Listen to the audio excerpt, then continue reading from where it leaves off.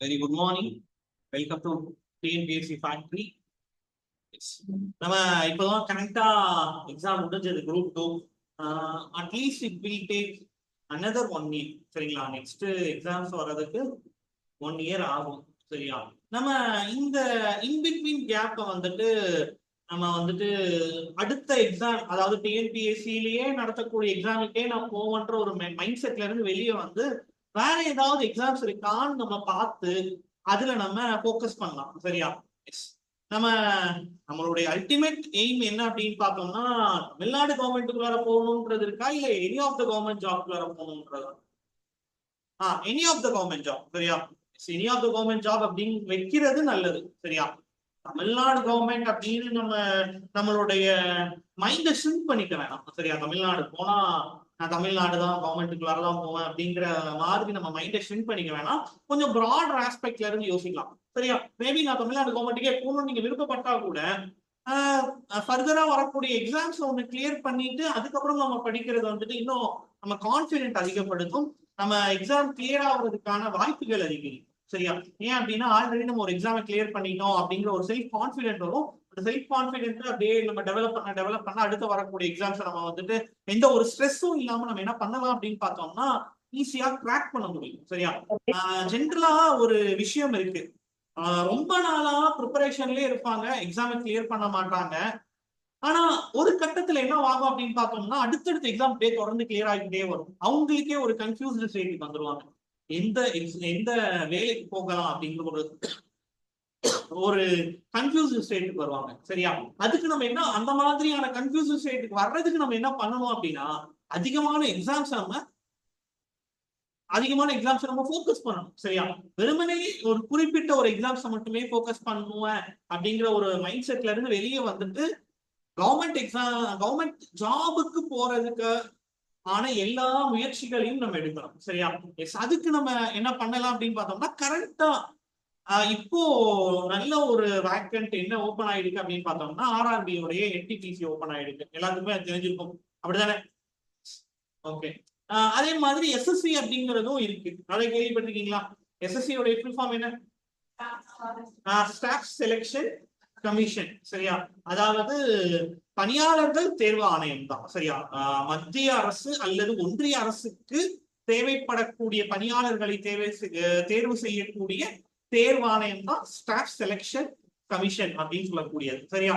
Staff selection commission அப்படிங்கிறது ஒரு ஒரு செட் ஆஃப் பேட்டர்ன்ல நடத்துறாங்க. அதே மாதிரி ஆர்ஆர்பி அப்படிங்கிறது இன்னொரு பேட்டர்ன், டிஎன்பிஎஸ்சி அப்படிங்கிறது வேற ஒரு பேட்டர்ன், யூபிஎஸ்சி அப்படிங்கிறது இன்னொரு பேட்டர்ன். சரியா? இந்த மாதிரி 4 விதமான பேட்டர்ன்ல நம்ம எக்ஸாம்ஸ் அணுகலாம். சரியா? One of the toughest examination process and toughest to clear அப்படின்னு பார்த்தோம்னா யூபிஎஸ்சி. எல்லாத்துக்குமே தெரிஞ்சது. Union public service commission. Competition அதிகம், டிமாண்ட் ரொம்ப கம்மி, அதனால அது வந்துட்டு கிராக் பண்றது கடினமா இருக்கு. சரியா? லெஸ் தென் 1000 தான் வேகன்சி இருக்கும். ஆனா காம்படிட்டர்ஸ் அதிகம், ரொம்ப வருடமா ப்ரிப்பேர் பண்ணுவாங்க. அதை விட டஃபஸ்ட் பார்ட் என்ன அப்படின்னு பார்த்தோம்னா போர்ஷன்ஸ் ஹெவியானது. சரியா? நிறைய நம்ம நாலேஜ் கெயின் பண்ற மாதிரி இருக்கும். அதை விட நிறைய முக்கியமான விஷயம் என்ன அப்படின்னா எல்லாத்தை விடவும் சில காட்ஸ் கிரேஸ். சரியா? ஏன்னா அதுக்கு வந்துட்டு அதிகமான ப்ரிப்பரேஷனோட சேர்ந்து காட்ஸ் கிரேஸும் வேணும். சரியா? இது எல்லாமே கை சேர்ந்தாதான் அந்த யூபிஎஸ்சியை கிளியர் பண்ண முடியும். ஓகேவா? நல்லா படிக்கக்கூடிய ஸ்டூடெண்ட் வந்துட்டு எக்ஸாம்ஸை கிளியர் பண்ணாம இருக்கலாம். நல்ல நாலேஜபிள் கேண்டிடேட் வந்துட்டு எக்ஸாம்ஸை கிளியர் பண்ண முடியாத ஒரு சூழ்நிலையில இருக்கலாம். மீடியம் ஆவரேஜா படிக்கக்கூடிய ஸ்டூடெண்ட் டாப்பர்ஸா வராங்க. சரியா? இதுல யூபிஎஸ்சி எக்ஸாம்ஸ்ல. சரியா? இது எல்லாத்துக்குமே நாலேஜும் வேணும், ஹார்ட் ஒர்க்கு, காட்ஸ் கிரேஸ் எல்லாமே இருக்கும். சரியா? அடுத்து நம்ம எடுத்துக்கிட்டோம் அப்படின்னா எஸ்எஸ்சி இருக்கு. சரியா? என்ன இருக்கு? எஸ்எஸ்சி. இது ஒரு வித்தியாசமான பேட்டர்ன். சரியா? என்ன அப்படின்னு பார்த்தோம்னா எஸ்எஸ்சி ஒரு நாலு சப்ஜெக்ட்ஸ் இருக்கு எஸ்எஸ்சி. சரியா? தெரியுமா? கேள்விப்பட்டிருக்கீங்களா? என்னென்ன subjects? Aptitude, reasoning,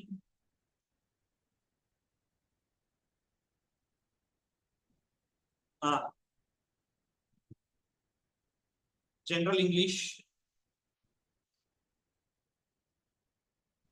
general knowledge. சரியா? நம்ம என்ன படிப்போம் அப்படின்னு பார்த்தோம்னா டிஎன்பிஎஸ்சிக்கு maximum Tamil general Tamil students வந்துட்டு இது அவாய்ட் பண்ணிடுவாங்க. ஜெனரலா இதெல்லாம் படிச்சிருப்பாங்க, அப்படிதானே? எல்லாமே நம்ம படிச்சிருப்போம். சரியா? எஸ். இது ஒரு செட் ஆஃப் எக்ஸாமினேஷன் இருக்கு. சரியா? அடுத்து நம்ம முக்கியமா ஃபோக்கஸ் பண்ணக்கூடியது இப்போ அடுத்து என்ன அப்படின்னு பார்த்தோம்னா ஆர்ஆர்பி. RRB, NTPC. எஸ். ஆர்ஆர்பினா railway recruitment. Yes, very good. என்டிபிசினா வெரி குட், நான் டெக்னிக். சொல்லுங்க. NTPC non technical popular category அப்படின்னு சொல்லுவாங்க. சரியா? நான் டெக்னிக்கல் பாப்புலர் கேட்டகரி. ஜென்ரலா வந்துட்டு 2 விதமான எக்ஸாம்ஸ் ஆர்ஆர்பி கண்டக்ட் பண்ணுவாங்க. சரியா? ஒன்னு டெக்னிக்கல். சரியா? என்னது? டெக்னிக்கல், அதாவது மெக்கானிக், அதே மாதிரி அதாவது ரயில்வேஸ் ரிலேட்டடான எலக்ட்ரீஷியன்ஸ் எடுப்பாங்க. சரியா? இந்த மாதிரி டெக்னிக்கல் கோர்ஸ் முடிச்சிருக்க ஸ்டூடெண்ட்ஸை வந்துட்டு டெக்னிக்கல் சைடு எடுப்பாங்க. சரியா? இது வந்துட்டு ஜென்ரலா நான் டெக்னிக்கல் அப்படிங்கிறது எல்லாருமே அணுகலாம், எல்லாருமே அந்த போஸ்டிங்கை எடுக்க முடியும். அதுவே டெக்னிக்கல் அப்படிங்கிறது என்னமா டெக்னிக்கல் ஸ்டூடெண்ட்ஸ் மெக்கானிக்கலோ ட்ரிபிள்இயோ அல்லது யாரு டெக்னிக்கலி சவுண்டா இருக்காங்களோ, யாரு டெக்னிக்கலி நாலேஜ் கெயின் பண்ணிருக்காங்களோ, யார் டெக்னிக்கலா கிராஜுவேட்டா இருக்காங்களோ அவங்கள மட்டுமே ஹையர் பண்ணக்கூடியதுதான் டெக்னிக்கல் போஸ்ட். சரியா?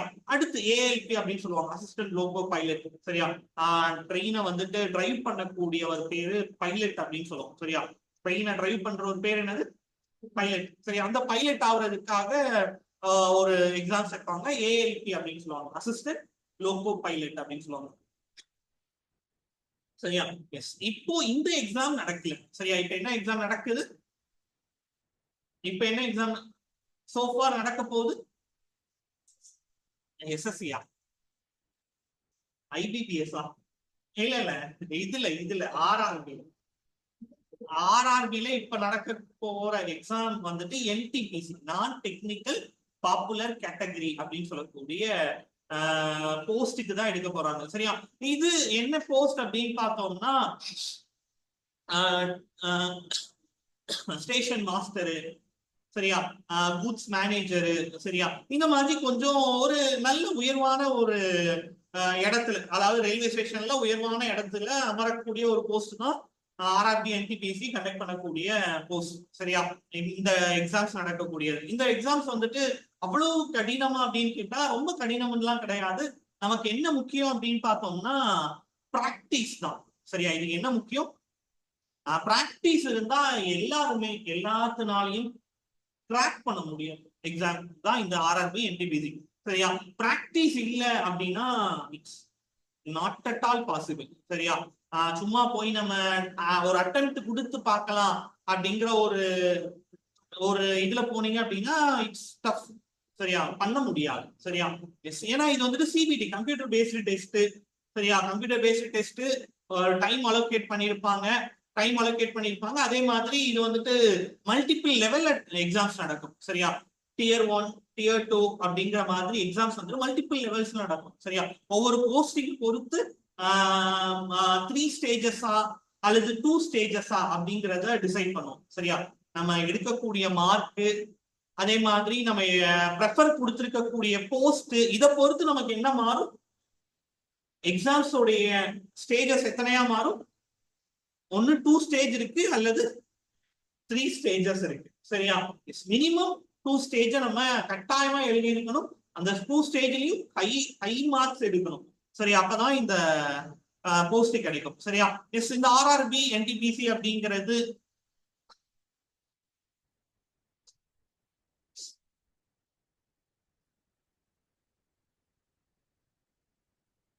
ஜென்ரலா 4 ஸ்டேஜஸ் அப்படின்னு சொல்லுவாங்க. சரியா? 4 ஸ்டேஜ்ன்றது கிடையாது, 3 ஸ்டேஜ். ஒன்னு வந்துட்டு document verification, and medical test. சரியா? ஃபர்ஸ்ட் ஸ்டேஜ் வந்து டியர் 1 சொல்லுவாங்க. ஃபர்ஸ்ட் ஸ்டேஜ் என்னது? டியர் 1 அல்லது டயர் அப்படின்னு சொல்லுவாங்க ஒரு சிலர். டியர் 2. அடுத்து ஒரு சில ஒரு சில ஒரு சில டிபார்ட்மெண்ட் நம்ம சூஸ் பண்றோம் அப்படின்னா அங்க வந்துட்டு டைப்பிங் அப்படின்னு சொல்லக்கூடிய டெஸ்ட் இருக்கு. நம்ம வந்துட்டு தமிழ்நாடு கவர்மெண்ட் என்ன பண்ணுவாங்க அப்படின்னா, நீங்க ஒரு தமிழ்நாடு கவர்மெண்டால் ரெகக்னைஸ் பண்ணக்கூடிய ஒரு இன்ஸ்டிடியூட்ல நீங்க டைப்பிங் படிச்சு டைப்பிங் சர்டிபிகேட் வச்சிருந்தீங்கன்னா போதும், நீங்க வந்துட்டு எலிஜிபிள். ஆனா இங்க என்ன பண்ணுவாங்க அப்படின்னா, நீங்க எப்படி டைப்பிங் எக்ஸாம் நீங்க போய் எழுதுனீங்களோ, சாரி எக்ஸாம்ல போய் எப்படி நீங்க டைப் பண்ணீங்களோ அதே மாதிரி இங்க வந்துட்டு அவங்க ஓகேவா ஆர்ஆர்பியோடைய ஆபீசர்ஸ்க்கு முன்னாடி நீங்க டைப் பண்ணி காட்டணும். சரியா? நீங்க சர்டிபிகேட் வச்சிருந்தா பத்தாது. சரியா? நீங்க என்ன பண்ணணும்?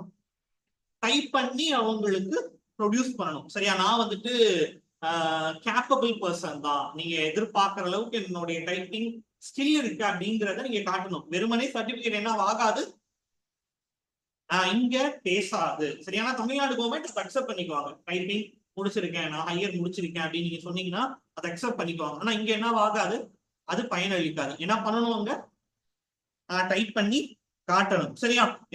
ஒரு சிலதுக்கு கம்ப்யூட்டர் பேஸ்ட் சிபிடி அப்படின்னு சொல்லிட்டு இன்னொரு எக்ஸாம் வைப்பாங்க.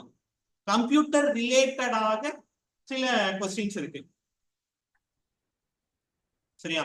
ஒரு சிலதுக்கு டைப்பிங், இன்னொரு சில போஸ்ட்டுக்கு என்னது சிபிடி, கம்ப்யூட்டர் பேஸ்ட் சிபிடி அப்படின்னு சொல்லுவாங்க. அதாவது கம்ப்யூட்டர் நாலேஜ், சிஸ்டம் நாலேஜ் உங்களுக்கு எப்படி இருக்கு அப்படின்னு தெரிஞ்சுக்கிறதுக்காக அவங்க ஒரு சிபிடி வைப்பாங்க. சரியா? இட்ஸ் நாட் ஒரு ஜென்ரலா சிஸ்டம் ரிலேட்டடா நமக்கு எவ்வளவு நாலேஜ் இருக்கு அப்படின்னு செக் பண்றதா. சரியா? இதுதான் தேர்ட் ஸ்டேஜ். சரியா? இந்த 3 ஸ்டேஜ் தான். ஒரு சில போஸ்ட்டுக்கு வந்துட்டு டியர் 1 டியர் 2 மட்டும்தான். ஒரு சில போஸ்ட்டுக்கு தேர்ட் ஸ்டேஜ் இருக்கு. தேர்ட் ஸ்டேஜ் வந்துட்டு டைப்பிங் அண்ட் ஒரு சில போஸ்ட்டுக்கு டைப்பிங் இருக்கு, ஒரு சில போஸ்ட்டுக்கு கம்ப்யூட்டர் சிபிடில computer aptitude CBT.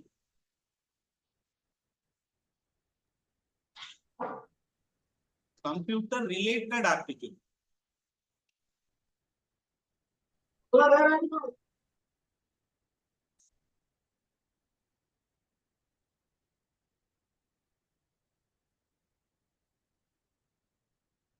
Computer related knowledge. சரியா? கம்ப்யூட்டர் ரிலேட்டட் நாலேஜ் கேட்பாங்க. சரியா? அதுவும் என்னதான் எப்படிதான் இருக்கும், அதுவும் சிஸ்டம்ல உட்காந்து டைப் பண்றாங்க. இது எல்லாமே சிபிடி தான், கம்ப்யூட்டர் பேஸ்டு டெஸ்ட் தான். சரியா? கம்ப்யூட்டர் பேஸ்டு டெஸ்ட் அப்படின்றது எழுதிருக்கீங்களா இதுக்கு முன்னாடி யாராவது? எழுதிருக்கீங்கல்ல.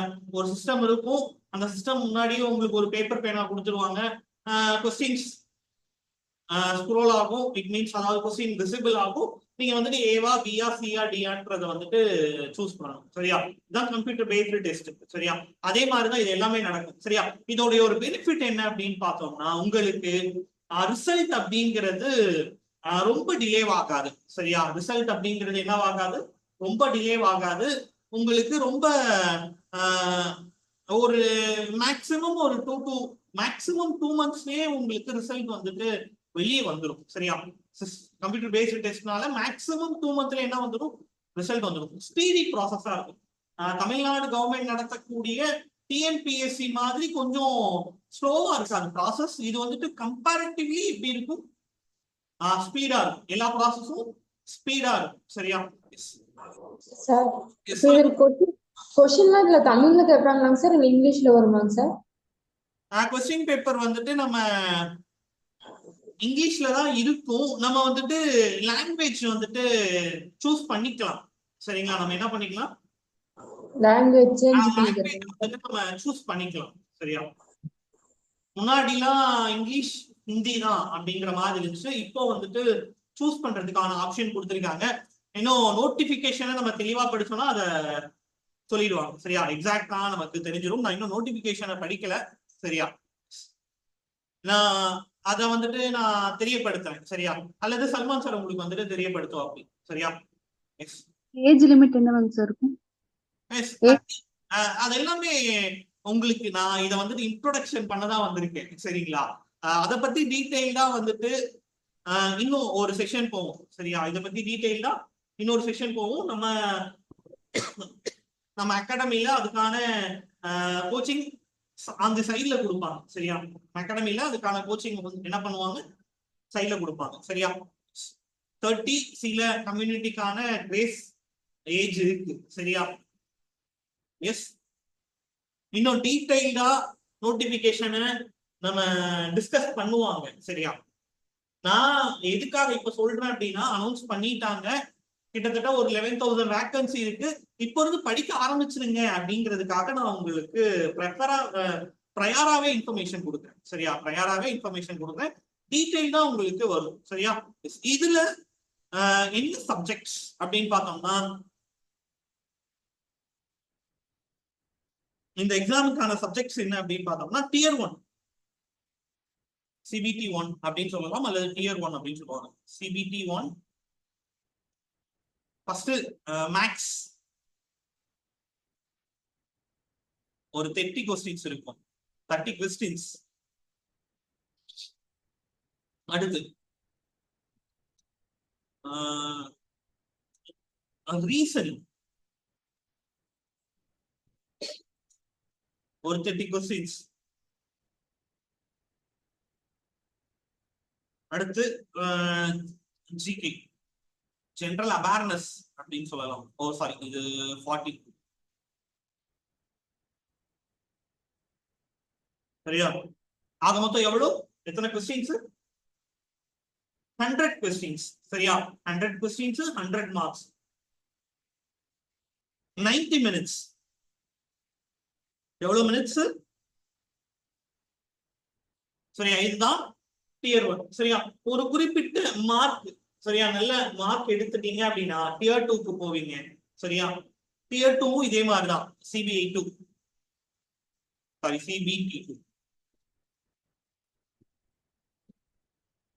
சரியா, மேக்ஸ் அப்படிங்கிறது 35. CBT 2 Tier 2 அப்படிங்கிறது max 35.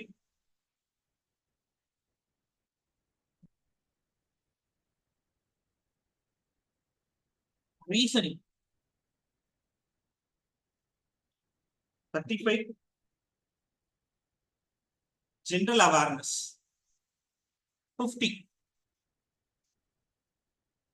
General awareness 50 per question per mark. சரியா, அப்ப எவ்வளவு மார்க்ஸ்? 120 மார்க்ஸ். சரியா, அதே மாதிரி தான் இதுக்கும் 90 minutes. It means 1.5 hours exam. சரி, எவ்வளவு நேரம் எக்ஸாம்?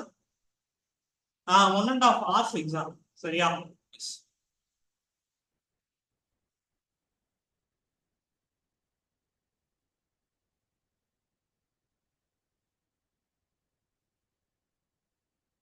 ரொம்ப கடினமாலாம் இருக்காது. ரொம்ப எப்படி இருக்காது, கடினமா இருக்காது. அதே மாதிரி இதுல ஒரு பெனிஃபிட் என்ன அப்படின்னா, நார்மலைசிங் பண்ணலாம். சரியா, நார்மலைசிங் அப்படிங்கிற வார்த்தை கேள்விப்பட்டிருக்கீங்களா? எக்ஸாம் வந்து ஒரே நாள்ல நடக்காது. சரியா, எக்ஸாம் எப்படி நடக்காது, ஒரே நாள்ல நடக்காது. சரியா, மல்டிபிள் டேஸ் நடக்கும். ஏன்னா கம்ப்யூட்டர் பேஸ்டு டெஸ்ட், எனக்கு ஒரு கொஸ்டின்ஸ் வரும், உங்களுக்கு ஒரு கொஸ்டின்ஸ் வரும். சரியா, எனக்கு ஒரு நாள் நடக்கலாம், உங்களுக்கு ஒரு நாள் நடக்கலாம். சரியா, நிறைய செட்ஸ் ஆஃப் கொஸ்டின்ஸ் இருக்கும். சரியா, ஒரே நாள்ல நடக்கிறவங்களுக்கு எல்லாத்துக்குமே ஒரே கொஸ்டின்ஸ் தான் வரும். சரியா, அப்படி ஷஃபிள் ஆகாது.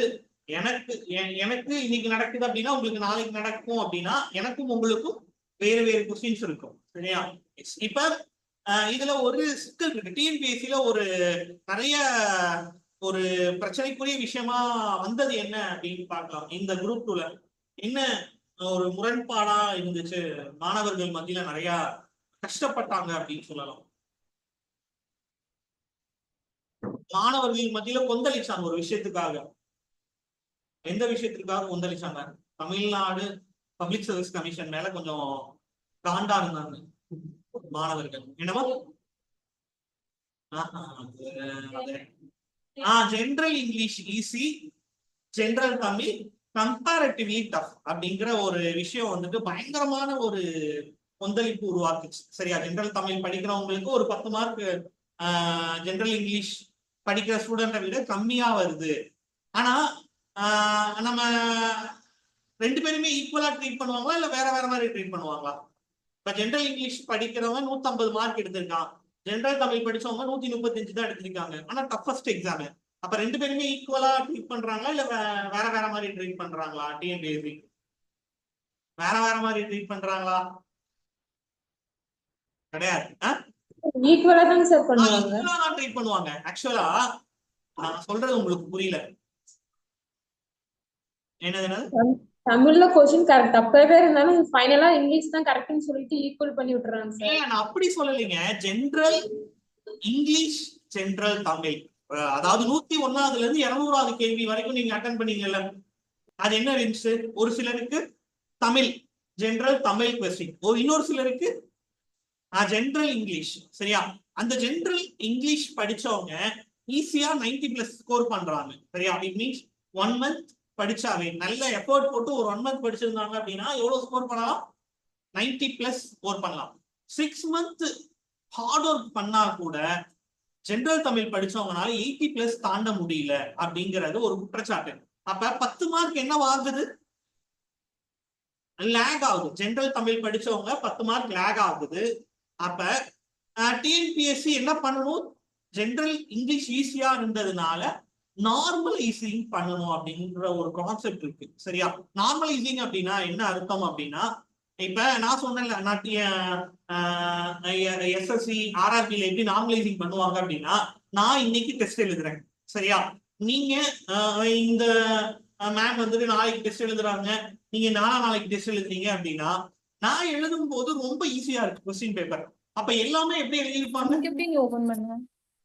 எல்லாமே நல்ல மார்க் எடுத்திருப்பாங்க. மேம் எழுதும் பொழுது எல்லாமே டஃபா இருக்கு. சரிங்களா? எல்லா கொஸ்டினுமே எப்படி இருக்கு? டஃபா இருக்கு. நீங்க எழுதும் போது எப்படி இருக்கு? எல்லா கொஸ்டினுமே ஒரு ஆவரேஜா இருக்கு. சரியா?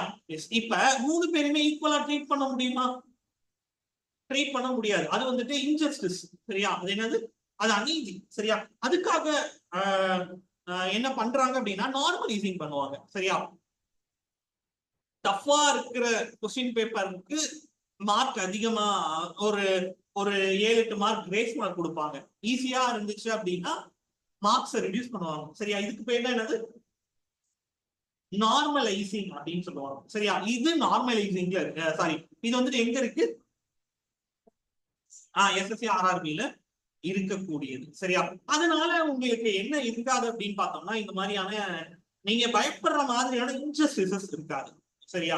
இது ஒரு நல்ல ஒரு விஷயம் இருக்கு அங்க, நார்மலைசிங் அப்படின்னு சொல்லக்கூடியது. சரியா?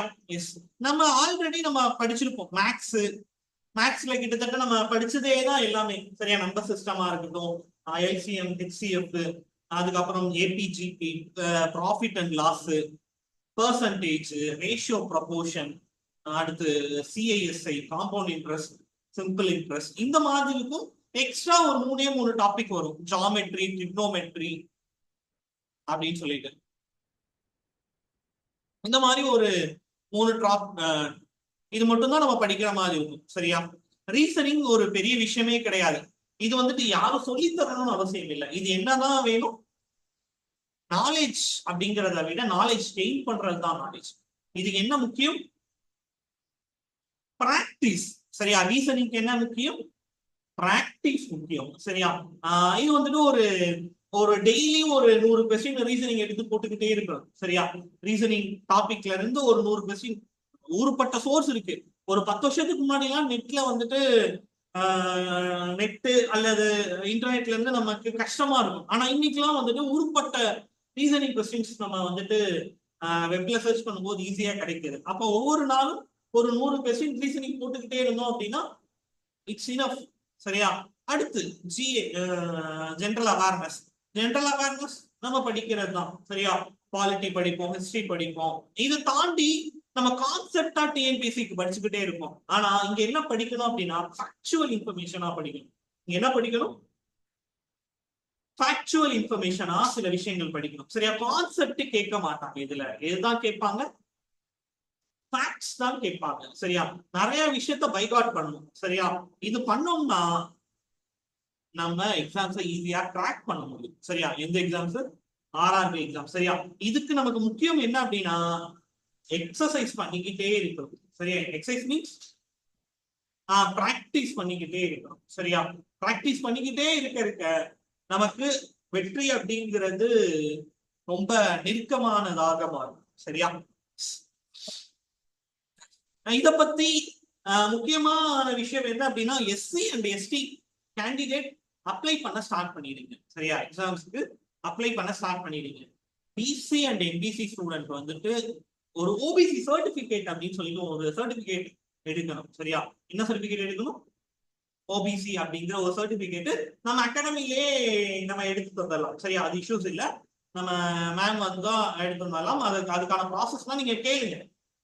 நான் பிசி கம்யூனிட்டி, எம்பிசி கம்யூனிட்டி, நான் ஓபிசி சர்டிபிகேட் எனக்கு அகாடமில எடுத்து தரேன்னு சொல்லியிருக்காங்க. அது என்ன ப்ராசஸ் அப்படின்னு கேளுங்க. சரியா? அதுக்கு உங்களுக்கு கைட் பண்ணிடுவாங்க. சரியா? மற்றபடி இந்த எக்ஸாமுக்கும் உங்களுக்கு கைடன்ஸ் கிடைக்கும். சரியா? எஸ் சார், இதுல மைனஸ் மார்க்னு சொல்றாங்க சார். இப்போ கொஸ்டின் 100 கொஸ்டின் இருக்குதுன்னா நம்ம அட்டன் பண்ணாதான், அதாவது தப்பா அந்த ஆன்சரோட தப்பா இருந்தா மட்டும் தான் மைனஸ் மார்க் வருமாங்க சார்? சப்போஸ் நம்ம அட்டன் பண்ணாம விட்டாலுமே அந்த கொஸ்டின் மைனஸ் மார்க் வருமாங்க சார்? பண்ணலைன்னா மைனஸ் கிடையாது. சரியா? நெகட்டிவ் மார்க் அப்படிங்கிறது எதுக்காக அப்படின்னா, எதுவுமே தெரியாம ஒருத்தன் வந்துட்டு ஃப்ளூக்ல போடுறவனை எலிமினேட் பண்றதுக்கு தான். சரியா? ஃப்ளூக்ல போட்டு கிளியர் பண்றவன் ஒரு சிலருக்கு வாய்ப்பு இருக்கு. சரியா? ஃப்ளூக்ல போட்டுட்டு கிளியர் பண்றதுக்கு என்ன இருக்கு? வாய்ப்பு இருக்கு. அதை எலிமினேட் பண்றதுக்காக தான். சரியா? எனக்கு ஒரு கொஸ்டின் தெரியல அப்படின்னா, டிஎன்பிஎஸ்சி வந்துட்டு நீங்க ஏதாவது ஏஓ பிஓ சிஓ டிஓ உங்களுக்கு எந்த கொஸ்டின் தெரியலனாலும் பரவாயில்ல, ஏதாவது ஒண்ணு ஷேர் பண்ணிட்டு வாங்க அப்படிங்கிறாங்க. சரியா? மேபி அது என்ன ஆகலாம், கரெக்டா ஆவதற்கான வாய்ப்பு இருக்கு. சரியா? ஆனா இங்க என்ன அப்படின்னு பார்த்தோம்னா, நீங்க தெரியலன்னா விடுங்க அப்படின்னு இன்சிஸ்ட் பண்றாங்க. சரியா? அதை நம்ம விடணும்னு அவசியம் இல்லை. நம்ம கெஸ் பண்ணலாம், வைல்டு கெஸ் பண்ணலாம். சரியா? நமக்கு போறது வந்துட்டு எவ்வளவு அப்படின்னு பார்த்தோம்னா 0.25 மார்க்ஸ் தான் குறையும். சரியா? 0.25 அப்படிங்கிறது ஒரு பெரிய மேட்ரு கிடையாது. சரியா? 0.25 அப்படிங்கிறது இட் மீன்ஸ் நான் ஒரு டேட்டாவை சொல்ல வரேன். சரியா? நமக்கு வந்துட்டு 100 கொஸ்டின் இருக்கு. நமக்கு வந்துட்டு ஒரு 50 தெரியுது. சரியா? எவ்வளவு தெரியுது? 50 ஷோரா தெரியும். நமக்கு இதுதான் கரெக்ட் அப்படின்னு சொல்லிட்டு 50 ஷோரா தெரியுது. சரியா? நமக்கு எவ்வளவு மார்க் வரும்? 50 தெரியுது அப்படின்னா ஒரு கொஸ்டினுக்கு 1 மார்க் அப்படின்னா 50 மார்க். சரியா? நம்ம மீதி 50 தெரியல அப்படின்னு சொல்லி விட்டுட்டு வரோம். சரியா? மீதி 50 நமக்கு தெரியலன்னு சொல்லி விட்டுட்டு வரோம். சரியா? ஓகே, இதுல பிரச்சனை இல்லை. சரி, 50 தெரியுது. மீதி 50க்கு நம்ம பிபிபின்னு போட்டுட்டு வரோம். சரியா? எல்லாத்துக்குமே எவ்வளவு என்ன போட்டுட்டு வரோம்? பிபிபின்னு போட்டுட்டு வரோம். சரியா? எவ்வளவு கரெக்டா இருப்பதற்கான வாய்ப்பு இருக்கு? உங்களுக்கு ஏபிசிடின்லாம் குழப்பி போடக்கூடாது. 50 சுத்தமா தெரியலன்னா நீங்க என்னதான் போடணும்? ஏதோ பிஓ சிஓ ஏஓ டி ஏதோ ஒண்ணு எல்லாத்துக்குமே என்ன போடணும்? தெரியாத விஷயம் எல்லாத்துக்குமே என்ன போடணும்? எல்லாத்துக்குமே ஒரே ஆப்ஷனா போடணும். ஒண்ணு ஏன் போடுறீங்க, அல்லது பி போடுறீங்க, அல்லது சி போடுறீங்க, அல்லது டி போடுறீங்க. சரியா? எஸ். எவ்வளவு வரும் அப்ராக்சிமேட்டா? என்னமோ அப்ராக்சிமேட்டா 12 to 15. சரியா? 12 to 15 என்ன வாக்குது உங்களுக்கு? கரெக்டா இருக்கு. சரியா? இப்ப எவ்வளவு மாறுது உங்களுக்கு மார்க்? 50 பிளஸ் 15 வச்சுக்கலாமே, 65. சரியா? உங்களுடைய சான்சஸ் நிறைய இருக்கு. 35 தப்பாகுது. சரியா? 35 தப்பாகுது. 35 டிவைடட் பை 4 என்ன?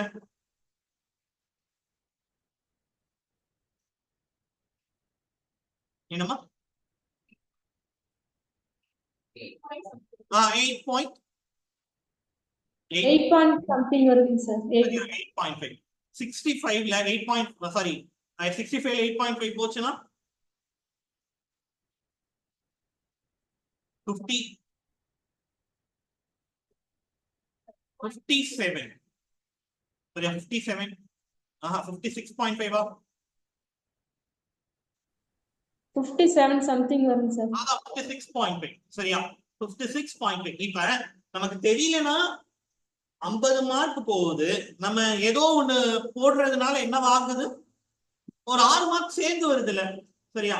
நெகட்டிவ் மார்க்ல பெரிய இம்பாக்ட் உருவாகாது. சரியா? நீங்க ஏதோ ஒண்ணு போடாம எல்லாத்துக்குமே தெரியலன்னா என்ன போட்டுட்டு வரணும்? ஒரே ஆப்ஷனை போட்டீங்க அப்படின்னா உங்களுக்கு மார்க் அதிகமாகும். சரியா? தெரியலன்னா விட்டுட்டு வரதை விட தெரியலன்றதுக்காக ஏதாவது ஒண்ணு போட்டுட்டு வர்றது நல்லது. சரியா? அதுக்காக நீங்க ஃபர்ஸ்ட் ஒரு கொஸ்டின் தெரியல ஏ போடுறேன், இன்னொரு கொஸ்டின் தெரியல பி போடுறேன், இன்னொரு கொஸ்டின் தெரியல சி போடுறேன் அப்படின்னு நீங்க குழப்பி போட்டீங்கன்னா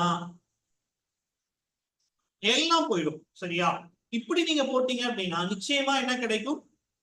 ஒரு இன்கேஸ் உங்களுக்கு வாய்ப்புகள் இருக்கும் பட்சத்துல ஒரு ஒரு 6.5 மார்க் அப்படிங்கிறது ஒரு 7-8 ஆகும். சரியா? இதுலதான் உங்களுக்கு பெரிய மாறுபாடு இருக்கும். ஏன்னா எல்லாத்துக்குமே தெரிஞ்சது எத்தனை கொஸ்டினா தான் இருக்கும்? 50 கொஸ்டின் தான் எல்லாத்துக்குமே தெரிஞ்சிருக்கும். சரியா? படிக்கிறவங்க எல்லாத்துக்குமே வந்துட்டு 100 கொஸ்டினுமே தெரியாது. எல்லாத்துனாலையுமே எவ்வளவுதான் போட முடியும் அப்படின்னா நல்ல டாப்பர் கூட அவன் 70 தான் போடுவான். சரி, ஆவரேஜா இருக்கிறவங்க எல்லாமே 50 தான் போடுவாங்க. நம்ம 56 7 அப்படின்னு வரும் பொழுது நம்ம ஒரு அபோவ் ஆவரேஜா மாறும். சரியா? அபோவ் ஆவரேஜா மாறும். அதனால நீங்க வந்துட்டு நெகட்டிவ் மார்க் அப்படிங்கறத வந்துட்டு நீங்க பெருசா பயப்படாதீங்க. சரியா? நெகட்டிவ் மார்க்ன்றத வந்துட்டு பயப்படுத்தி வைப்பாங்க. அது வந்து நம்ம அவ்வளவு பயப்படணும்னு அவசியம் இல்லை. சரியா? நான் சொல்றது புரியுதா? எஸ், போனா போட்டும். சரியா? நமக்கு போனா போட்டும். ஆனா போறதை விடவும் வரது நமக்கு அதிகமான மதிப்பெண்கள்.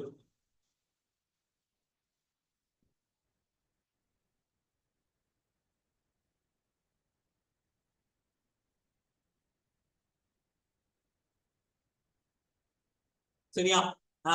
எந்த கம்யூனிட்டி அப்ளை பண்ண ஆரம்பிச்சிடலாம்? எஸ்சி எஸ்டி கம்யூனிட்டி அப்ளை பண்ணுங்க. BC MBC community OBC certificate எடுத்துட்டு பிறகு அப்ளை பண்ணுங்க. சரியா?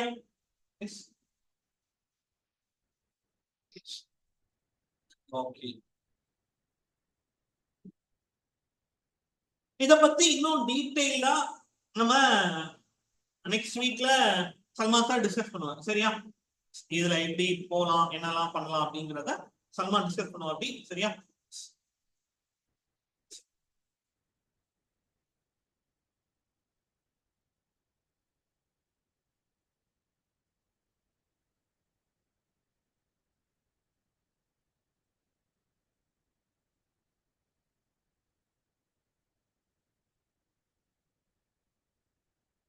பாலிட்டில இருந்து எத்தனை கொஸ்டின்ஸ் வந்திருக்கும்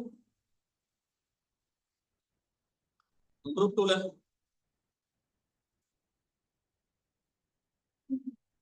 நீங்க எழுதுனீங்களா? நீங்க 2 பேர் லாஸ்ட் ஆன் ஸ்டூடெண்ட்ஸ் குரூப் 2 எழுதுனீங்களா? எவ்வளவு மார்க் வந்துச்சு? ஏன்னா தமிழ் மட்டும் தான் செக் பண்ணீங்களா? தமிழ் எவ்வளவு வந்துச்சு? நீங்க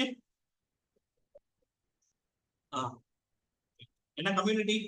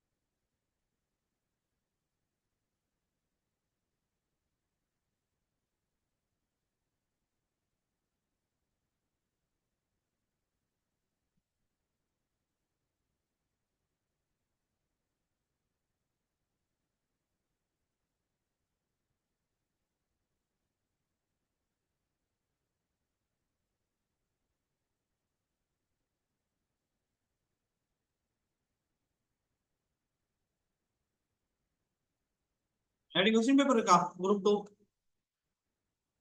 கொஸ்டின் பேப்பர் வச்சிருக்கீங்களா?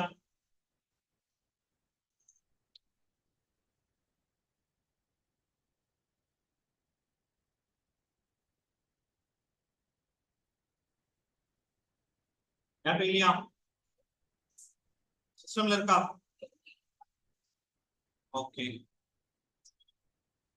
எங்க இருக்கா தெரியுமா? ஒரு கூப்பிடுங்க.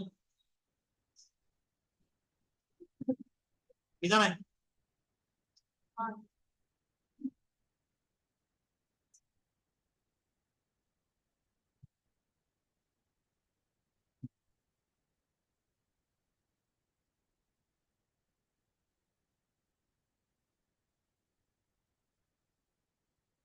பாலிட்டி ஒன்றும் பார்க்கலாம்.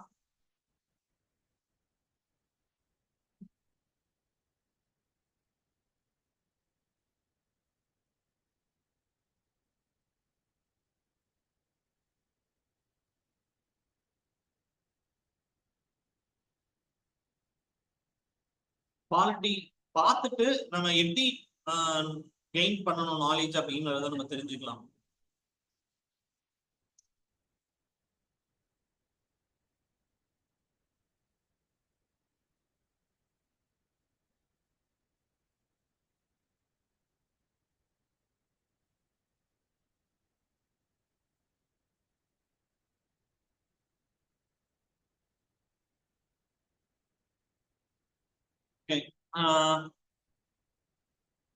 Logical reasoning. சரியா, நமக்கு வந்துட்டு சில கொஸ்டின்ஸ் தெரியல அப்படின்னா லாஜிக்கல், நான் சொன்னல லாஜிக்கல் அப்படிங்கறத ரயில்வேஸ் எக்ஸாம்ஸ்ல இருக்கு. நம்ம பார்த்தோமா எத்தனை கொஸ்டின்ஸ் கேட்பாங்கன்னு நான் சொன்னேன்.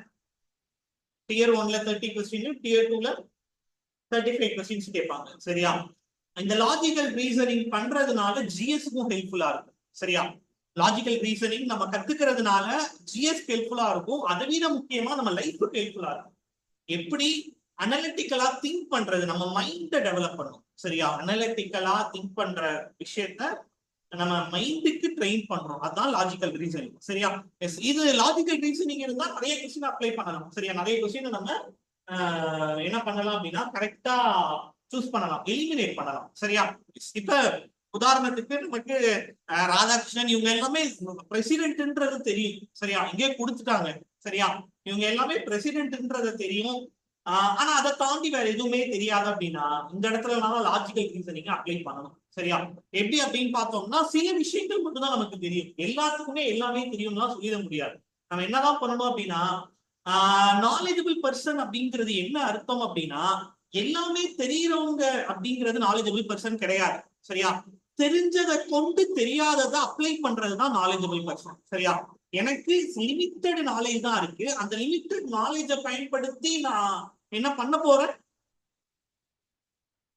தெரியாததை சரியா அணுக போறேன் அப்படிங்கிறது தான் நாலேஜ். எக்ஸாக்டா அறிவு அப்படிங்கிறது அதுதான். சரியா, எனக்கு குறைவான அளவுதான் சில டேட்டாஸ் இருக்கு. அந்த டேட்டாவை பயன்படுத்தி நான் என்ன பண்ண போறேன், சரியா நான் சூஸ் பண்ண போறேன் அப்படிங்கிறது தான் சரியான அறிவு. சரியா, நமக்கு இவங்க எல்லாம் பிரசிடென்ட்னு தெரியும், அதுல எந்த பிரச்சனையும் இல்லை. சரியா, இப்ப இங்க என்ன கொடுத்திருக்காங்க, நமக்கு எதுவுமே தெரியலனா கூட 2 பேர் இங்க தப்பு அப்படிங்கிறது நமக்கு தெரிய வரணும். சரியா, இங்க என்ன தெரிய வரணும், 2 பேர் தப்பு அப்படிங்கிறது தெரிய வரணும். சரியா, ஃபர்ஸ்ட் விஷயம் என்ன அப்படின்னு பார்த்தோம்னா சில பேசிக்கான டேட்டா நமக்கு தெரிய வரணும். சரியா, ஃபர்ஸ்ட் விஷயம் என்ன அப்படின்னு பார்த்தோம்னா ஃபர்ஸ்ட் பிரசிடென்ட் யாரு, டாக்டர் ராஜேந்திர பிரசாத். சரியா, டாக்டர் ராஜேந்திர பிரசாத் அப்படிங்கிறவரு எப்போ பிரசிடென்ட் ஆனவரு,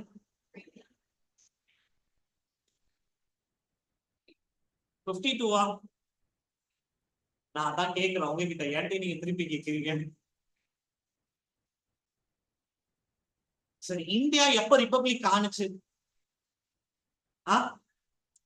ஜனவரி 26, 1950. அன்னைக்குதான் நம்ம என்ன யாரை தேர்ந்தெடுத்தோம், இந்தியாவினுடைய குடியரசுத் தலைவர் தேர்ந்தெடுத்தோம் அப்படின்லாம் நம்ம பார்த்தோம். சரியா, இந்தியாவினுடைய குடியரசுத் தலைவர் தேர்ந்தெடுத்தோம் அப்படின்னு பார்த்தோம். சரியா, எஸ் என்ன அப்படின்னு பார்த்தோம்னா தேர்ந்தெடுத்த 5 ஆண்டு ஓட்டுனாரு, மறுபடியும் தேர்தல் நடக்குது, மறுபடியும் 5 ஆண்டு, மறுபடியும் தேர்தலில் அவரே பங்கெடுத்தார். சரியா, அப்ப 1961 அப்படிங்கிறது அவருதான் என்னவா இருந்தாரு, பிரசிடென்டா இருந்தாரு. சரியா, நமக்கு தெரியலன்னா கூட இதை வச்சு கெஸ் பண்ணலாம். சரியா, எஸ் அப்ப என்ன தப்பு, ராதாகிருஷ்ணன் தப்பு. சரியா, அப்ப 1 அப்படிங்கிறது வராது. எதெல்லாம் அடிச்சு விட்டுறலாம், ஏவையும் டியையும் எப்படிங்க அடிச்சுடுவீங்க, ஏவையும் டியையும் அடிச்சு விட்டீங்கன்னா என்ன இருக்கு மீதி, C and D, B and C தான் இருக்கு. சரியா, அடுத்து நம்ம பார்க்கிறோம். சரியா, இந்தியாவினுடைய செகண்ட் பிரசிடென்ட் ராதாகிருஷ்ணன் அவரு கிட்டத்தட்ட 10 இயர் பிரசிடென்டா இருந்திருப்பாரு. சரியா? எத்தனை ஆண்டுகள் பிரசிடென்டா இருந்திருப்பாரு? 10 இயர். சரியா? அப்ப இந்தியாவுல பிரசிடென்டே அப்பாயிண்ட் ஆனது 1951ல. இவரே கிட்டத்தட்ட 3 டேர்ம் பிரசிடென்டா இருந்தாரு. யாரு? ராஜேந்திர பிரசாத். சரியா? அப்ப கிட்டத்தட்ட 1970க்கு மேல வரைக்குமே யார் தான் பிரசிடென்டா இருந்திருப்பாரு? ராதாகிருஷ்ணன் தான் பிரசிடென்டா இருப்பாரு. அப்ப எது தப்பு? செகண்ட் தப்பு. நமக்கு ஃபக்ருதீன் அலி அகமது எப்போ இருந்தாரு, நீலம் சஞ்சீவ ரெட்டி எப்ப இருந்தாருன்றது நமக்கு தேவை கிடையாது. சரியா? என்ன இதுக்கு என்ன அவசியம்? Logical reasoning. சரியா? இதுதான் லாஜிக்கல் ரீசன். இது எப்ப வரும்? கொஞ்சோண்டு டேட்டா வச்சுக்கிட்டு பிராக்டிஸ் பண்ண வரும். சரியா?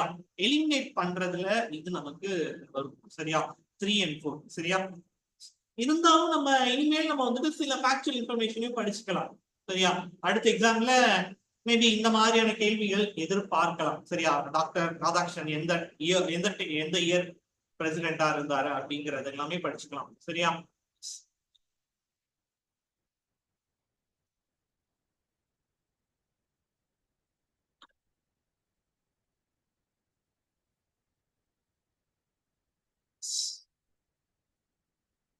ஆக்சுவலா இது ஒரு நல்ல கொஸ்டின். டியூட்டிஸ்னா என்னது? கடமை. சரியா? இங்க யாருக்கான டியூட்டிக்குன்னு சொல்றாங்க? ஸ்டேட்னா என்ன? ஸ்டேட்னா என்ன இந்த இடத்துல? அரசு. சரியா? அரசோடைய கடமை என்ன அப்படின்னு பார்த்தோம்னா, ஃபண்டமெண்டல் டியூட்டி அப்படிங்கிறது யாருக்கான கடமை? ஃபண்டமெண்டல் டியூட்டி அப்படிங்கிறது குடிமக்களுக்கான கடமை. அப்ப இது வராது. சரியா? இங்க ஸ்டேட்னு கொடுத்துட்டாங்க. அப்ப இங்க என்ன இருக்கு? சிட்டிசன்ஸ் இருக்கு. அப்ப இதுவும் என்னவாகாது? வராது. சரியா? இப்ப நான் ஒரு விஷயத்த சொல்லியிருப்பேன். சரியா? என்ன அப்படின்னு பார்த்தோம்னா, அரசாங்கத்திற்கு வழிகாட்டுவது எதுன்னு நான் சொன்னேன். நான் நடத்தும் போதே சொன்னேன், அரசாங்கத்திற்கு வழிகாட்டக்கூடிய ஒரு பேக்கான் லைட்டா இருக்கக்கூடியதான் இந்த டிபிஎஸ்பி அப்படின்னு சொன்னேன். டிபிஎஸ்பில சொல்லி இருக்கக்கூடிய விஷயத்த ஒவ்வொன்னா என்ன பண்ணணும்? கவர்மெண்ட் நடைமுறைப்படுத்திக்கிட்டே வரணும். டிபிஎஸ்பில சொல்லி இருக்கக்கூடிய விஷயத்த ஒவ்வொன்னா நடைமுறைப்படுத்திக்கிட்டே வரணும். அப்படின்னா அது என்னது? டியூட்டி. சரியா? யாருடைய டியூட்டி? நடைமுறைப்படுத்தணும் அப்படிங்கிறது யாருடைய டியூட்டி? ஸ்டேட்டோடைய டியூட்டி. சரியா? அதுதான். சரியா? இதுவும் நம்ம எலிமினேட் பண்ணா ஈஸியா கொண்டு வந்துடலாம். சரியா? அரசாங்கத்துக்கான டியூட்டி அப்படிங்கிறது என்ன அப்படின்னு பார்த்தோம்னா, டிபிஎஸ்பி நடைமுறைப்படுத்துறதுதான் டியூட்டி. சரியா? டிபிஎஸ்பியில சொல்லி இருக்கக்கூடிய விஷயங்களை நடைமுறைப்படுத்துறதுதான் அரசாங்கத்தோடைய டியூட்டியே. சரியா? அரசாங்கத்தோடைய வேலையை டிபிஎஸ்பியை நடைமுறைப்படுத்துறது தான். சரியா? கவர்மெண்ட், ஸ்டேட் கவர்மெண்டா இருக்கட்டும் அல்லது யூனியன் கவர்மெண்டா இருக்கட்டும், அதை நடைமுறைப்படுத்துறது தான் வேலை.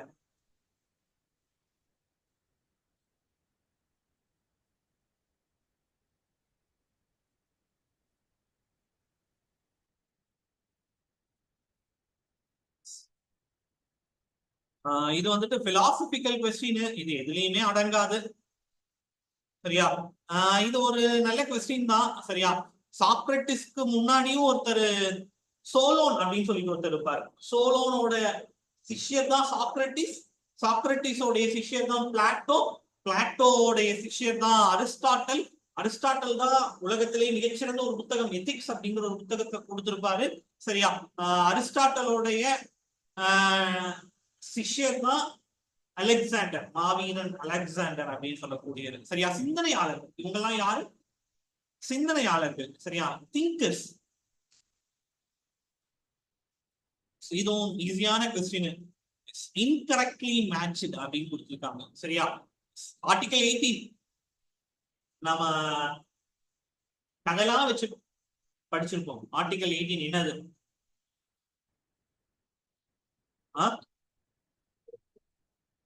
என்ன ரைட்ல வரக்கூடியது? ரைட் டு ஈக்குவாலிட்டியில வரக்கூடியது. எத்தனாவது ஆர்டிகல்? ஆர்டிகல் 14 இருந்து 18 வரைக்கும். சரியா? அதுல ஒரு குறிப்பிட்ட மக்களுக்கு மட்டுமே பிறப்பின் அடிப்படையில வரக்கூடிய பட்டங்கள் இட்டுட்டு வந்தாங்க. சரியா? என்ன அப்படின்னு பார்த்தோம்னா ராஜா, ராஜாதி ராஜா, யுவராஜா, மகாராஜா அப்படிங்கறது எல்லாமே எதன் காரணமா வந்துச்சு? பிறப்பின் அடிப்படையில. அவன் பிறப்பு அப்படிங்கறது ஒரு ஆக்சிடென்ட் தான். சரியா? அவன் பிறக்கிறான், எங்க பிறக்கிறான்? ராஜாவுடைய குடும்பத்துல பிறக்கிறான் அப்படிங்கறதே ஒரு ஆக்சிடென்ட் தானே. அவனா விருப்பப்பட்டு போய் பிறக்கிறானா? அப்படிலாம் கிடையாதுல்ல. எஸ், அது வந்துட்டு ஒரு ஆக்சிடென்ட். சரியா? அப்ப ஆக்சிடென்டா இருக்கும் பொழுது அவன் வந்துட்டு என்ன பயன்படுத்திக்கிறான் அப்படின்னா, அவன் பேருக்கு முன்பாக ராஜாவோ, மகாராஜாவோ, யுவராஜாவோ அப்படிங்கிற பெயரை பயன்படுத்துறதுனால மற்ற மக்கள் வந்துட்டு அவனை விடவும் தாழ்வானவர்களாக கருதப்படுறாங்க. சரி, அவனை விடவும் தாழ்வானவராக கருதப்படுறாங்க. இது வந்துட்டு ஈக்குவாலிட்டிக்கு எதை விளைவிக்கக்கூடியது? இது ஈக்குவாலிட்டிக்கு பாதிப்பை விளைவிக்கக்கூடியது. சரி, அதனால இது வந்துட்டு கூடாது அப்படின்னு சொல்றது ஆர்டிகல் 18. சரியா? இது வந்துட்டு கூடாது அப்படின்னு சொல்றது என்னது? ஆர்டிகல் 18. சரியா? ஆர்டிகல் 14 இருந்து 18 வரைக்கும் சமத்துவத்துக்கு பேசக்கூடிய உரிமை. சரியா? அடுத்து ஆர்டிகல் 19 இருந்து 22 வரைக்கும் சுதந்திரத்துக்காக பேசக்கூடிய உரிமை. ரைட் டு ஃப்ரீடம், சுதந்திர உரிமை அப்படின்னு பேசுறது. சரியா? அதுலதான் வரும் protection of life and personal liberty அப்படின்னு சொல்லக்கூடிய உயிர் வாழ்தல் மற்றும் தனி மனித சுதந்திரத்துக்கான பாதுகாப்பு. சரியா? அது ரெண்டுமே கரெக்ட். சரியா? Article 23 protect against arrest and detention. Protect against arrest and detention. இது என்ன ஆர்டிகல்? 22வது ஆர்டிகல். இது என்ன ஆர்டிகல்? 22வது ஆர்டிகல். சரியா? அடுத்து article 20 right to free movement அப்படின்னு கொடுத்துருக்காங்க. இது கிடையாது, இது 19வது ஆர்டிகல். சரியா? ரைட் டு ஃப்ரீ மூவ்மெண்ட் அப்படிங்கிறது எத்தனாவது ஆர்டிகல்? 19வது ஆர்டிகல்ல எத்தனாவது sub clause?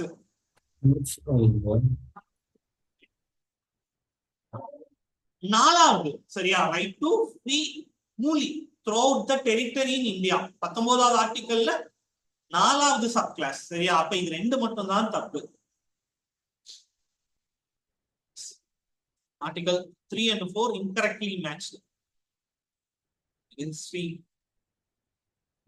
Mitra Mela, Raja Salimullah, history. Okay. இது வந்துட்டு பார்ட்ஸ் நான் சொன்னேன் தெளிவா. பார்ட்ஸ் நீங்க படிச்சிருந்தீங்க அப்படின்னா இது ஈஸியா நம்ம கெஸ் பண்ணி முடிக்கலாம். சரியா? பார்ட்ஸ் முக்கியம், பார்ட்ஸ் படிச்சுக்கோங்க அப்படின்னு நான் சொன்னேன். சரியா? பார்ட்ஸ் 15வது பார்ட். சரியா? இந்திய அரசியலமைப்புல 15வது பார்ட் எதை பத்தி பேசுது அப்படின்னு பார்த்தோம்னா எலெக்ஷன் கமிஷன், தேர்தல் ஆணையத்தை பத்தி பேசக்கூடிய பகுதி. சரியா? அப்ப 3 வராது, அப்படிதானே? எலெக்ஷன் கமிஷன் வந்துட்டு பேசுறது, அப்ப டி வராது. சரியா? அடுத்து நமக்கு என்ன கொடுத்திருக்காங்க கேள்வி? எது அரசியலமைப்புல சொல்லப்படாத ஆணையம் அப்படின்னு கொடுத்திருக்காங்க. அப்ப எலெக்ஷன் கமிஷன் எதுல பேசியிருக்காங்க? பார்ட் 15ல பேசியிருக்காங்க. என்ன ஆர்டிகல்? Article 324 to 329. எஸ், இந்த ஆர்டிகல்ல எலெக்ஷன் கமிஷனை பத்தி பேசியிருக்காங்க. சரியா? அப்ப எலெக்ஷன் கமிஷன் வராது. நான் இன்னொரு முக்கியமான ஆர்டிகல்னு சொல்லிட்டு ஒரு ஆர்டிகலை சொன்னேன், லாஸ்ட் நாள் சொன்னேன் அப்படின்னு நினைக்கிறேன். சரியா? நிதி ஆணையம். சரியா? சென்ட்ரல் ஸ்டேட் ரிலேஷன்ஷிப் அப்படின்னு சொல்லிட்டு நம்ம central state relationship. Yes, central state ரிலேஷன்ஷிப்ல பினான்சியல் ரிலேஷன், நிதி உறவு முறை அப்படின்னு நம்ம பார்த்தோமா? அப்படியே எடுத்து பாருங்க. நிதி உறவு முறை பார்ட் 12. சரியா? பார்ட் 12. அதுல முக்கியமான ஆர்டிகல் எது அப்படின்னு பார்த்தோம்னா 280. அது இருக்கா? எழுதிருக்கீங்களா? ஆர்டிகல் 280 எழுதிருக்கீங்களா? அது எதை பத்தி பேசுது? நிதி ஆணையத்தை பத்தி பேசுது அப்படின்னு அப்பவே சொன்னேன். சரியா? அப்ப 2 வந்துருச்சு. சரியா? எலெக்ஷன் கமிஷனும் இருக்கு, பினான்ஸ் கமிஷனும் வந்துருச்சு. அப்ப எது அடிச்சிடலாம்? இதையும் அடிச்சிடலாம், அப்படிதானே? நீத்தி ஆயோக பத்தி பேசியிருக்கவே மாட்டாங்க. சரியா? நீதி ஆயோக் வந்துட்டு அரசியலமைப்பு ஆணையம் கிடையாது. அது வந்துட்டு எக்ஸிகியூட்டிவ் பாடி. சரியா? நிர்வாக நிர்வாக ஆணையம் அது. சரியா?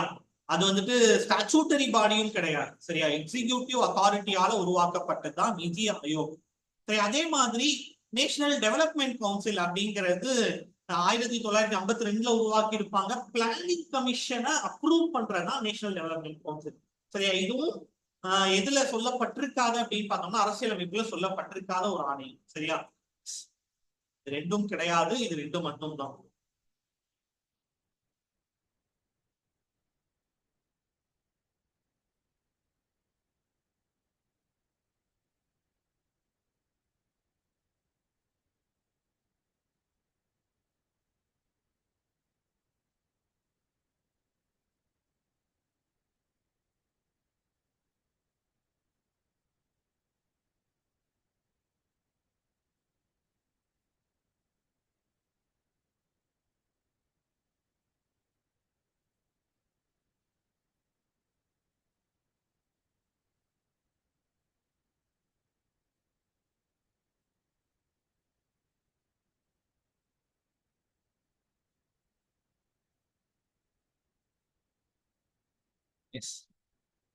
சிடா இது வந்து ஸ்கூல் புக்ல இருக்கு. சரியா? இதோட abbreviation convention on the elimination of all form of discrimination against women. Women empowerment அப்படிங்கிற ஒரு யூனிட் ஐ திங்க் 7th-லயோ 8th-லயோ 9th-லயோ ஸ்கூல் புக்ல விமன் எம்பவர்மெண்ட், பெண்கள் மேம்பாடு அப்படின்னு கொடுத்திருப்பாங்க. ஆக்சுவலா பெண்கள் அதிகாரம் அளித்தல் அப்படிங்கிறது தான் அந்த யூனிட்டோடைய பேரா வரும். விமன் எம்பவர்மெண்ட் அப்படின்னு சொல்லிட்டு ஒரு ஸ்கூல் புக்ல பாலிட்டில இருக்கும். சரியா? அதுல சிடா அப்படிங்கிற ஒரு வார்த்தையை கொடுத்திருப்பாங்க. சரியா? அதோடைய அப்ரிவேஷன் அதுக்கு பக்கத்திலே கொடுத்திருப்பாங்க. Convention of elimination of all form of discrimination against women. Current affairs in GIS.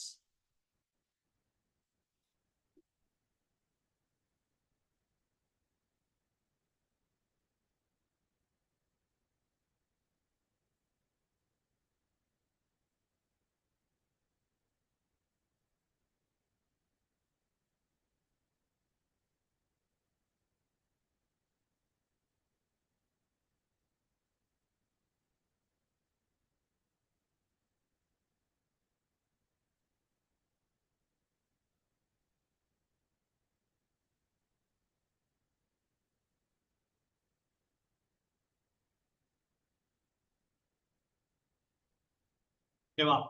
அடுத்து இந்த கொஸ்டினும் நம்ம ஒண்ணுமே தெரியலனாலும் ஓரளவு கெஸ் பண்ணி போடலாம். சரியா? backward class commission and the chairmanship of BP Mandal was appointed by the president in exercise of power confessed by article 240 அப்படின்னு கொடுத்திருக்காங்க. சரியா? நமக்கு ஒண்ணுமே தெரியலனாலும் 240 பார்ட் முக்கியம் நான் லாஸ்ட் கிளாஸ்லயே சொல்லிட்டு போனேன். பார்ட்ட படிங்க. சரியா? ஆர்டிகல் 240 எந்த பார்ட்ல வருது? ஆர்டிகல் 240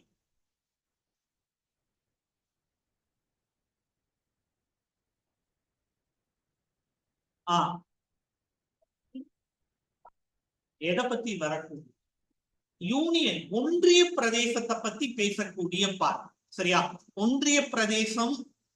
சரியா? யூனியன் டெரிட்டரிஸ் இருக்கு. யூனியன் டெரிட்டரிஸ்க்கும் இது பேக்வர்ட் கிளாஸ் கமிஷனுக்கும் ஏதாவது சம்பந்தம் இருக்கா அப்படின்னு கேட்டா சம்பந்தமே இல்லை. இப்படிதான் நம்ம கெஸ் பண்ணணும். சரியா? நமக்கு லிமிட்டடா தான் நாலேஜ் இருக்கும். சரியா? எல்லாத்துக்குமே இந்த அளவுக்கு தான் தெரியும். சரியா? யூனியன் டெரிட்டரினா என்ன? 8 யூனியன் டெரிட்டரி இருக்கு. சரியா? எதெல்லாம் யூனியன் டெரிட்டரி? புதுச்சேரி இருக்கு, நேஷனல் கேபிட்டல் டெரிட்டரி டெல்லி இருக்கு, அந்தமான் அண்ட் நிக்கோபார், லட்சத்தீப். சரியா?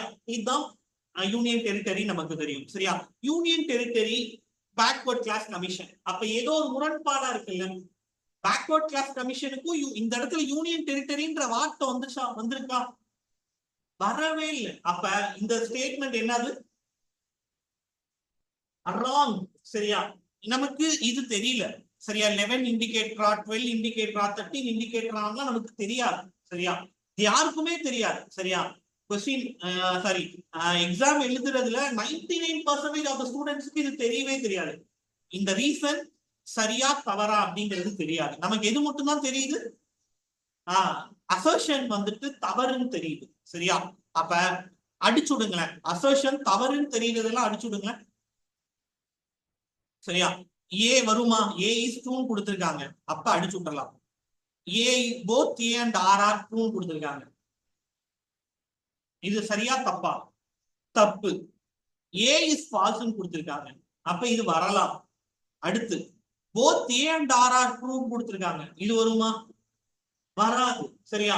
அப்ப நமக்கு சுத்தமா தெரியலனாலும் ஒரே ஒரு விஷயத்தை வச்சுட்டே மட்டும் என்ன பண்ணிடலாம், சீன்றத நம்ம கெஸ் பண்ணிட்டு இருக்கலாம். சரியா? இந்த கெஸ்ஸிங் தான் முக்கியம். இந்த கெஸ்ஸிங்க்கு தான் லாஜிக்கல் ரீசனிங் நம்ம பிராக்டிஸ் பண்ணணும். சரியா? நமக்கு ஒரே ஒரு விஷயம் தான் தெரியுது. சரியா? பார்ட்ல இது வந்துட்டு யூனியன் டெரிட்டரி பத்தி பேசக்கூடிய ஆர்டிகல் 240 அப்படிங்கிறது என்னது? யூனியன் டெரிட்டரி பத்தி பேசக்கூடிய ஆர்டிகல். யூனியன் டெரிட்டரி, ஆனா இந்த இடத்துல யூனியன் டெரிட்டரிங்கிற வார்த்தையே கொடுக்கல. அப்ப இந்த கண்டிப்பா இந்த ஸ்டேட்மெண்ட் என்னவாதான் இருக்கும்? தப்பாதான் இருக்குன்ற ஒரு கெஸ் வந்துட்டோம்னா நம்ம ஆன்சர் நமக்கு உடனே வந்துடும். சரியா? எஸ், இந்த இடத்துல ஆக்சுவலா என்ன வந்திருக்கணும் அப்படின்னா 340. ஆக்சுவலா 340 தான் இதோடைய ஆன்சர். 340 வந்துச்சுன்னா இது ரெண்டு ஸ்டேட்மெண்ட்டுமே கரெக்ட். ஆர்டிகல் 340 நீங்க வந்துருந்துச்சுன்னா 340 எடுத்து பாருங்க. ஆர்டிகல் 340 எந்த பார்ட்ல வருதுன்னு பாருங்க. பார்ட் 340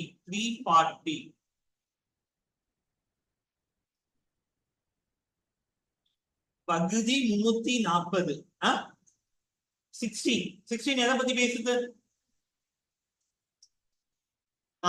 ஒரு சில சமுதாயத்துக்கு ஸ்பெஷல் சிறப்பு முன்னுரிமை வழங்குறத பத்தி. அப்ப பேக்வர்டு கிளாஸ் அப்படிங்கிறது ஒரு சில சமுதாயத்துக்கு சிறப்பு முன்னுரிமை பத்தி பேசுறது.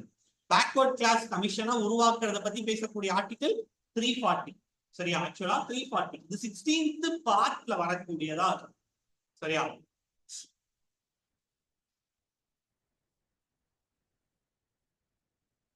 லாஜிக்கல் ரீசனிங் மேல இருக்கிறது.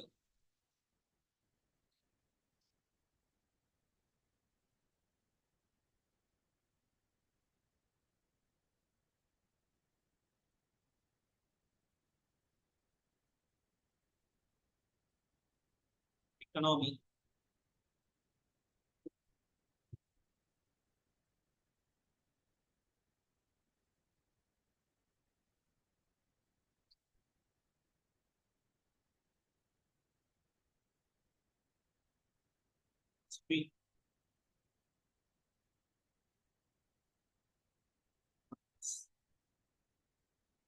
எக்கனாமிக்ஸ்,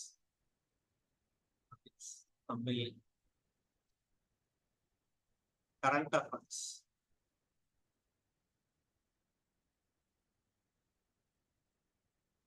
எஸ், அடுத்து CIC, central union CIC, state CIC. சரியா? தகவல் ஆணையர்கள். சரியா? தகவல் ஆணையர்களை பத்தி நாம படிக்கல. சரியா? இதுல இருந்து பெருசா கேள்விகள் இதுக்கு முன்னாடி வந்ததில்ல, ஆனா இனிமேல் படிக்க ஆரம்பிக்கணும். சரியா? இவங்க ரெண்டு பேருமே ரீஎலிஜிபிள் கிடையாது. Not eligible for reappointment. இவங்களை மறுபடியும் வேறு பணியில அப்பாயிண்ட் பண்ண முடியாது. சரியா? இது வந்துட்டு ஒரு முக்கியமான ஒரு ஃபேக்சுவல் இன்ஃபர்மேஷன்.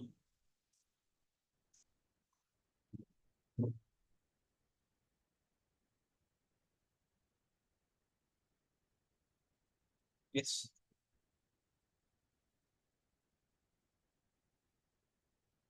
இம்பார்ட்டன்ட் ஆக்ட் இதெல்லாம் நமக்கு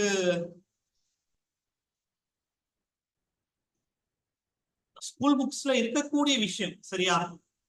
ஆக்சுவலா இது கொஞ்சம் தொடர்ந்து கரண்ட் அஃபேர்ஸ் படிச்சுக்கிட்டே வந்தோம்னா தெரியும். சரியா?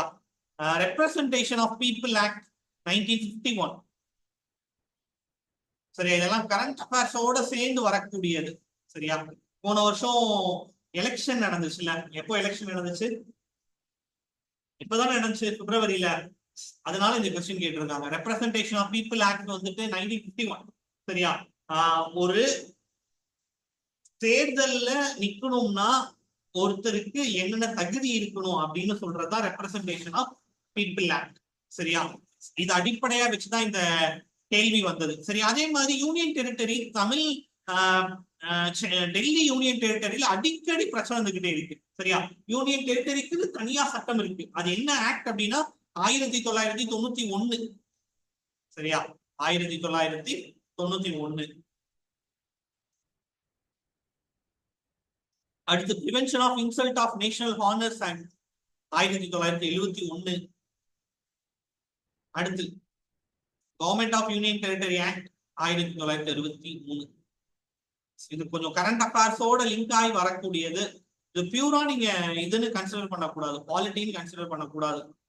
எத்தனாலஜிக்கல் மியூசியம் இது ஸ்கூல் புக்ல இருக்கு, 6th ஸ்டாண்டர்ட் ஸ்கூல் புக். சரியா, ரொம்ப ரொம்ப முக்கியமானது. சரியா, ஸ்கூல் புக்ஸ் ரொம்ப முக்கியம். ஒரு 2U நோல அண்டர்ஸ்டாண்டிங் டைவர்சிட்டி அப்படிங்கிற ஒரு யூனிட் இருக்கு. சரியா, பன்முகத்தன்மையை அறிவோம் அப்படிங்கிற ஒரு யூனிட் இருக்கு. சரி, எத்தனாவது ஸ்டாண்டர்ட்ல? 6th ஸ்டாண்டர்ட்ல. அது லாஸ்டா டு யூ நோ அப்படின்னு சொல்லிட்டு உங்களுக்கு தெரியுமா அப்படின்னு ஒரு கட்டம் கொடுத்துருப்பாங்க. அந்த கட்டத்துல இது அப்படியே கொடுத்திருப்பாங்க, எத்தனாலஜிக்கல் மியூசியம் அப்படிங்கிற வார்த்தை.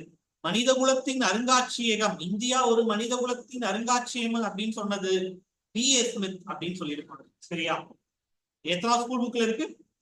6th ஸ்கூல் புக்ல இருக்கக்கூடிய விஷயம்.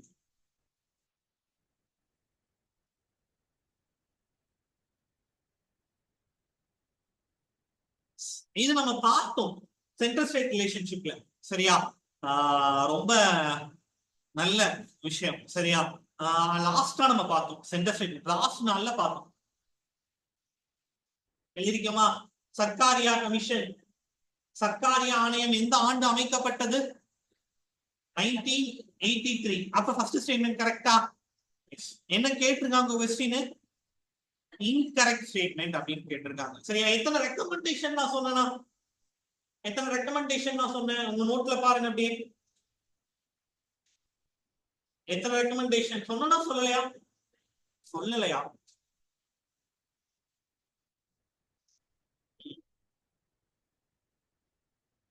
இது 247 ரெக்கமெண்டேஷன். சரியா, எத்தனை ரெக்கமெண்டேஷன்? 247. நான் முக்கியமான ரெக்கமெண்டேஷன் இது நான் சொல்லியிருப்பேன். ஆக்சுவலா நான் ஏன் மறந்தேன்னு தெரியல, வெரி சாரி. 247 ரெக்கமெண்டேஷன்.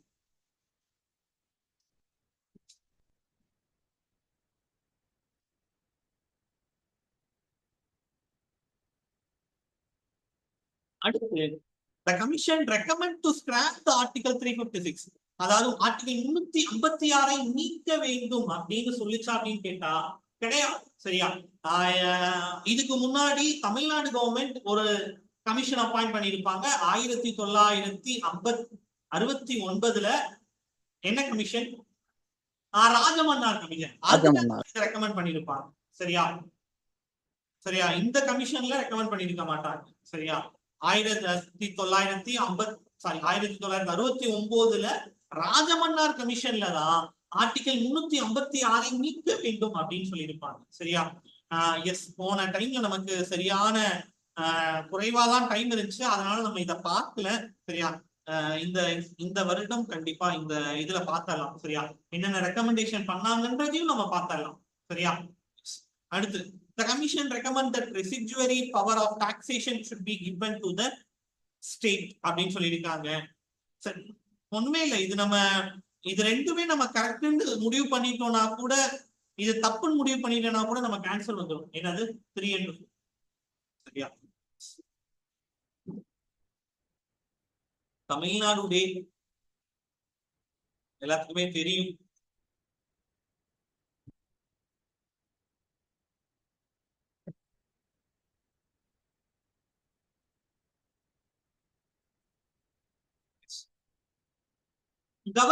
கவர்னர் பத்தி நான் சொல்லும் போது 2 பணி இருக்கு அப்படின்னு நான் சொல்லியிருப்பேன். கவர்னருக்கு 2 பணி. ஒண்ணு வந்துட்டு அரசியலமைப்பு தலைவராக செயல்படுவார், இன்னொன்னு மத்திய அரசாங்கத்தோடைய பிரதிநிதியாக செயல்படுவார் அப்படின்னு நான் சொன்னேன். சரியா, கவர்னர் நடத்தும் போது நான் இந்த வார்த்தையை சொல்லி சொன்னேன். சரியா, அசர்ஷன் கரெக்ட். சரியா, office of governor is against the federal structure. Yes, இதுவும் கரெக்ட். ஆனா ரீசன் கரெக்டா எக்ஸ்பிளைன் பண்ணுதா அப்படின்னு கேட்டா அது நம்ம சொல்ல முடியாது. சரியா? இது இதுவும் வரலாம், இதுவும் வரலாம். B and D. சரியா? எனி ஆஃப் த ஆன்சர் வரலாம். சரியா? the office of governor is against the federal structure அப்படிங்கிறது கரெக்ட் தான். ஆனா அதுதான் ரீசனா அப்படின்னு கேட்டா, அந்த அசர்ஷனுக்கு ரீசனா அப்படின்னு கேட்டா சொல்ல முடியாது. இதுதான் மேக்சிமம் வருவதற்கான வாய்ப்பு இருக்கு. both A and R are true, but R is not the correct explanation of A-ன்றது தான் ஆன்சரா வருவதற்கு வாய்ப்பு இருக்கு. ஆனா அபிஷியல் டீம் அதான் நமக்கு தெரியும். சரியா? சேலஞ்சும் பண்ணலாம். சரியா? இதுவா இருக்கிறதுக்கு வாய்ப்பு அதிகம்.